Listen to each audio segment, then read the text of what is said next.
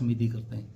अब मैं अर्जुन जी से ही पूछना चाहता हूं कि आप इतने ज्ञाता कब से हो गए हो कि पंचायती राज के बारे में आप ये कह रहे हो कि 14,000 करोड़ का घोटाला हो गया। पहले तो उनको यही नहीं पता कि 14,000 करोड़ कहते किसको हैं।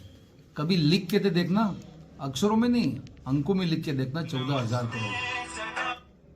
तो ये जो बात कह रहे हैं उस बात में तो कोई आधार ही नहीं है, और किसी भी कीमत के ऊपर 14,000 करोड़ जिला परिषद में पैसा आ नहीं सकता है, इतना पैसा बनता ही नहीं है।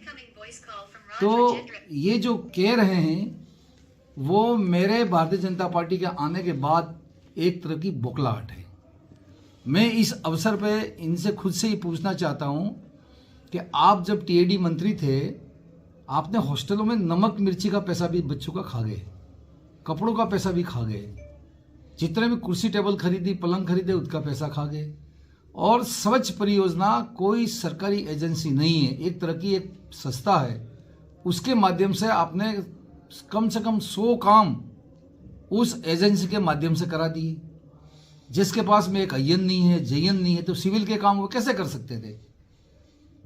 पहले ही राज्य सरकार इनके घोटालों के संबंध में जांच कराने का मन बना चुकी है, और कम से कम 20 से 25 बार अलग अलग पेपरों में उनके काले कारनामों को उजागर कर चुके हैं।